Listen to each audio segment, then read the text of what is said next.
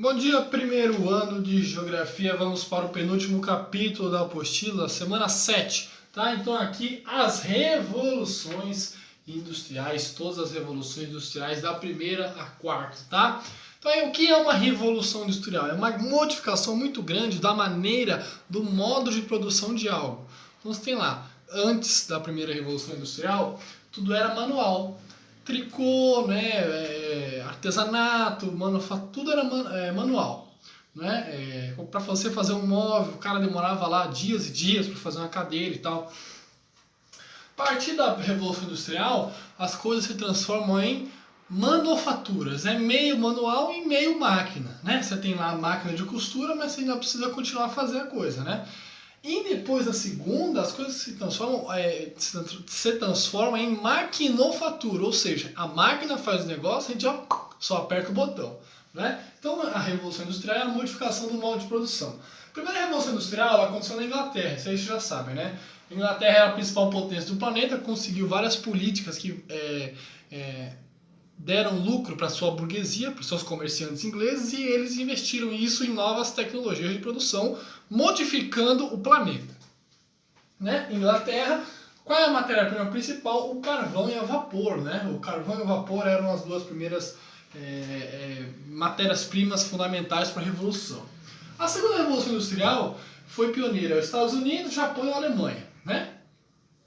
E já tem inovações tecnológicas, né? Inovações químicas, né? Químicas físicas, né? A modificação de componentes, o petróleo, aí descobrem como usar o petróleo, né? Descobrem como que você vai diminuindo a temperatura e retirando os produtos, ou aumentando a temperatura e retirando os produtos. Então aí começam a descobrir a utilização do petróleo, a química, né? E os modelos de produção. O modelo fordista, né? Henry Ford, nosso querido Henry Ford, que fez linhas de produção, né?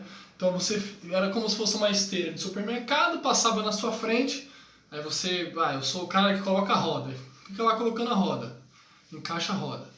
Aí o próximo parafusa a roda. E assim vai. Linhas de produção contínuas, né? O cara ele só faz aquilo, ele só sabe fazer aquilo, só sabe encaixar a roda naquele espaço. Se pedir para ele trocar o retrovisor, ele não sabe, tá? Esse é o modelo fordista. Isso aí vocês veem em várias matérias.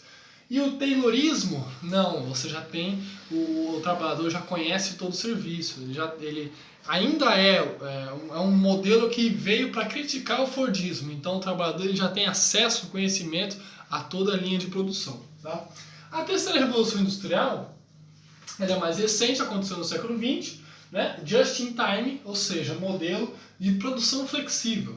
Então eles perceberam que o modelo Fordista produzia, só que aí ficava muito carro parado. Quando você tem muito de um material, o preço abaixa. Por que o ouro é caro? Porque ele não existe muito no meio ambiente. Por que a areia é barata? Porque você vai na praia lá e pega areia. Tem areia em todo que é lugar. Então é oferta e demanda. Consequentemente, o Fordismo começou a produzir muitos materiais. O modelo Fordista não é só para carro, é para qualquer coisa.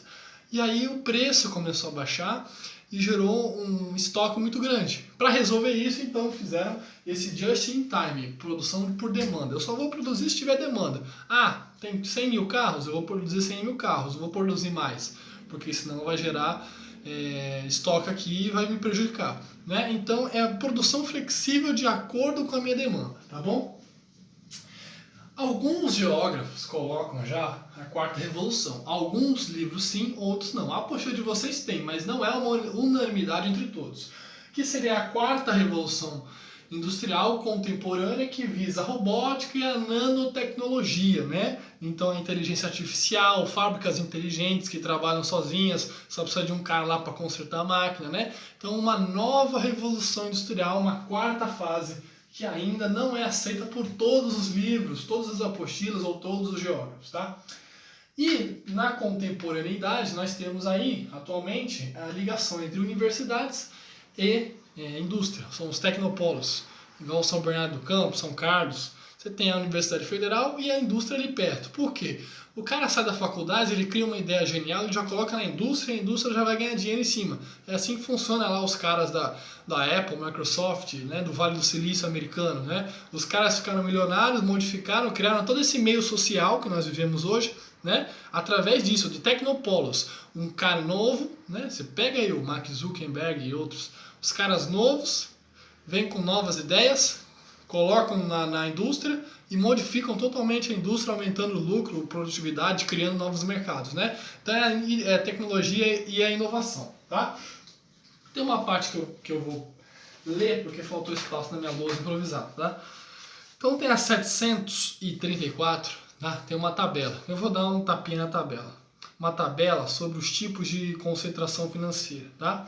E as duas tabelas. A primeira tabela é tipos de indústria, aí eu já ensinei isso para vocês. Indústria de base, indústria de bem de capital e de consumo. A de base é aquilo que vai produzir. Por exemplo, vai pegar o algodão, vai transformar em uma linha de algodão. A indústria de bem de capital, ela vai fabricar a máquina que vai prensar a camiseta. E a indústria de bens de consumo vai pegar a máquina da camiseta, vai pegar o algodão, vai fazer a camiseta e vai colocar no mercado, né? Então são os três tipos de fábrica. E a de baixo, tipo de concentração financeira, conglomerado, monopólio, oligopólio, cartel, trust, holding e dumping, alguns deles são proibidos em alguns países. Maneiras ilegais de atrair mercado e ganhar superioridade industrial, tá bom? Então, o conglomerado é quando você atua em diversos setores, por exemplo, o Grupo Silvio Santos. Tem lá o perfume, tem a televisão, tem a telecena que é jogo, então você tem vários em uma área só, né? Um grupo atuando em várias áreas. Monopólio, domínio do mercado de um único grupo de empresas ou pelo Estado. Monopólio, Petrobras. Só a Petrobras pode tirar petróleo do Brasil. Então, é um monopólio. Oligopólio, domínio de mercado de um grupo de empresas. Banco. Agora está abrindo os bancos digital, mas antes não. Tinha 5 bancos só no Brasil, né? Tem Bradesco, você já sabe, Bradesco, Santander, Banco do Brasil, ó, Caixa. Alguns comandam. Então, vamos aumentar a taxa? Vamos aumentar a taxa. Então todo mundo sobe a taxa e acabou, porque só tem aqueles bancos, você não tem opção. Cartel é acordo entre empresas. Por exemplo, duas empresas, a Coca e a Pepsi, elas combinam de aumentar o preço para ferrar com o consumidor pagar mais caro. As duas aumentam o preço, você não tem opção, né? Ou você compra Dolly. É um exemplo, mas quando você tem um acordo entre as empresas e que lesa o consumidor, né? Porque o consumidor vai pagar mais caro por isso. O trust é a fusão de empresas. Antigamente a Sadia e a Perdigão elas se fundiram e formaram uma só, né? Para dominar o mercado. A holding é a aquisição das ações. Então quando alguém vai lá e tem a maior parte das ações de uma empresa, a Dolly está dando muito trabalho para a gente. Então a Coca-Cola vai lá e compra 51% da empresa. Ou seja, se comprar comigo tem lucro. Se comprar com a Dolly também tem lucro, porque 51% da empresa é meu. E o dumping é quando você vende o produto abaixo do valor. Então, por exemplo, tem um colégio. O colégio cobra uma mensalidade a 600 mangos. O outro está cobrando a 300, só ele. Para atrair gente, ele está quebrando a concorrência toda. Isso também é ilegal. Às vezes ele está trabalhando sem pagar funcionário, com margem de lucro ruim, entendeu? Então é assim que funciona a indústria. Por exemplo, se você tem uma concorrência, tem um preço médio. Se uma empresa está muito abaixo, é porque tem alguma coisa errada, não é? Então é esse exemplo que eu dei para vocês, tá bom?